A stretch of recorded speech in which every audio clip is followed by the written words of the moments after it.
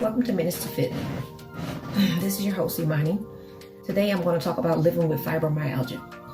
Living with fibromyalgia is a really, really complicated thing due to the widespread pain, the muscle aches, the joints, the sensitivity to your skin. Somebody can just touch you, hug you, or any type of touch can just be painful.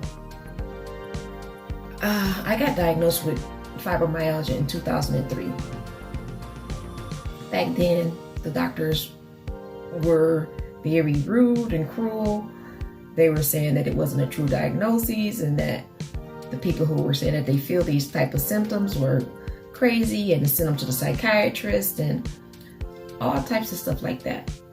So as the years went on and they did more research and they were able to find out that these were true feelings and that people were experiencing them. And so that's how fibromyalgia came about.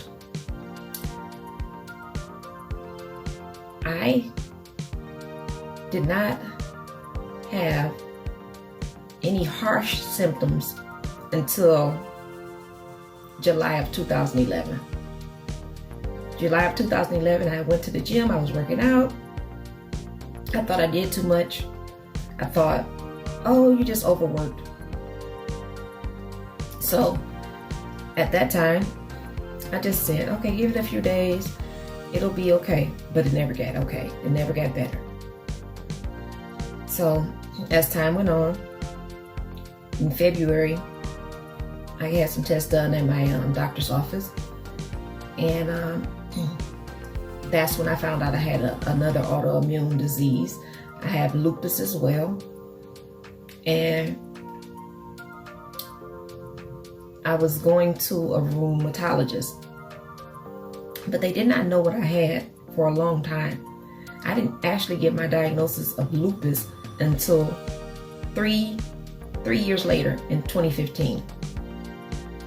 And they were just treating me for connective tissue disease. So I had fibromyalgia going on, and I also had this connective tissue disease going on because I didn't know what it was at that time. And I was in so much pain.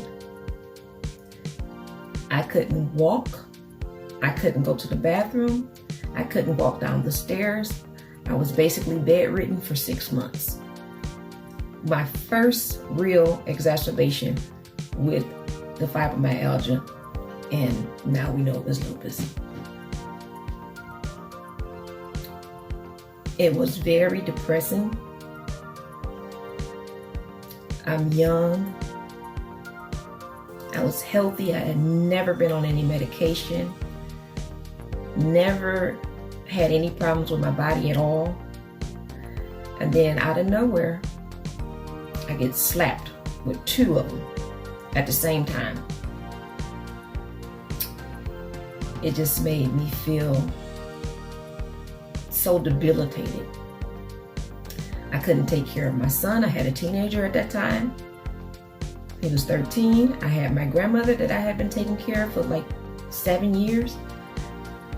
She couldn't do for herself.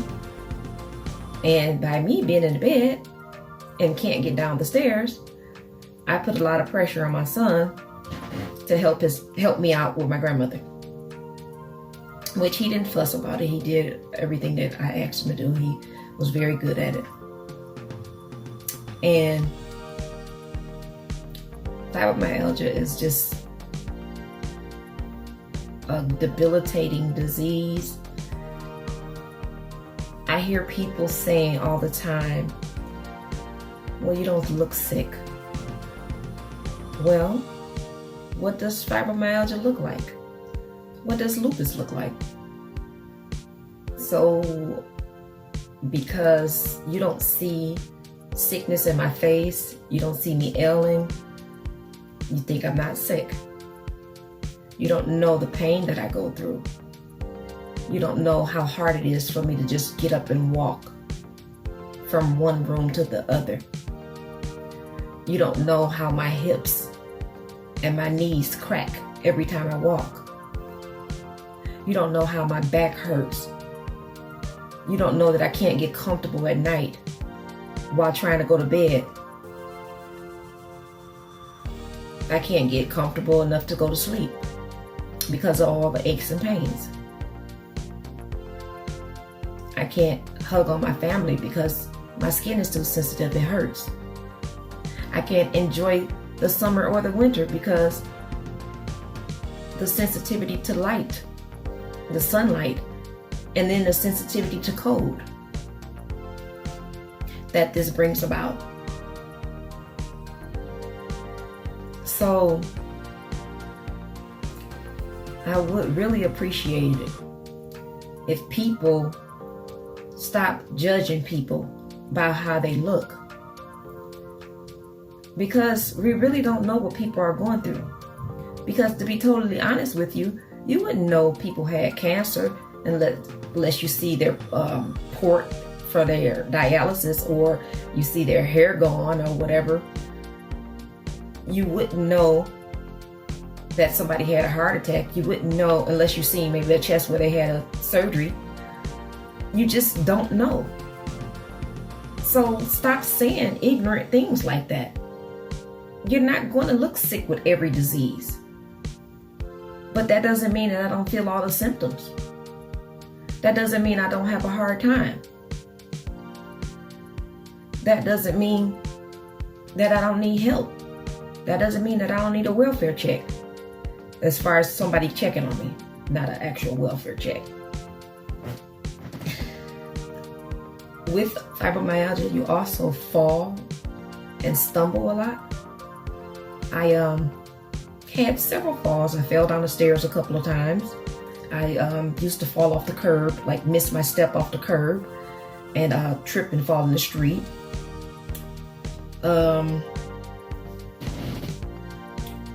It makes me very foggy. So the fibro fog is really real. You forget your train of thought a lot. You don't talk as much because you can't remember things. And sometimes you just don't want to talk because you get tired of explaining the same thing over and over and over again. And then people will say, well, I didn't know that. But you don't look like that. You don't look like this and that other. And it makes you feel like, well, maybe I just should have kept it to myself. Maybe I shouldn't even said anything. Also, with my fibromyalgia, I was on a medication called Lyrica. Now, it was doing its job. It was really helping the body pain. But after about a month, it started triggering my migraines back. I have had migraines since I was 19 years old.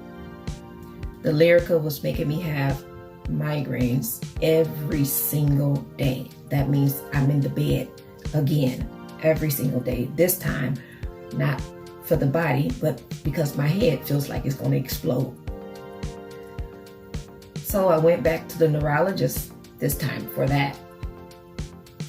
And they said I had too many medications that they were giving me. And they were all acting as I think he said a cocktail, some type of cocktail, and that the medicines were just not interacting with one another the proper way. So they took me off the Lyrica, but the headaches remained. I was having 25 days in the bed of headaches out of the 31 or 30. They were so debilitating. I couldn't go to work. I couldn't function. I couldn't do anything. And this is from being triggered from fibromyalgia. A few years later, after the real bad exacerbation in 2012, I just started getting Botox for my migraines in 2017 because there was just no relief from them. I've tried every medication. They've done everything they could possibly do. Nothing was working. The only thing that has helped my migraines was the Botox. Took them right away.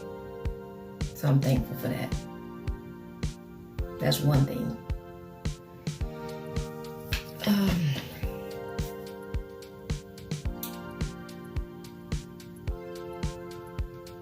I just want to say that fibromyalgia is definitely life-changing.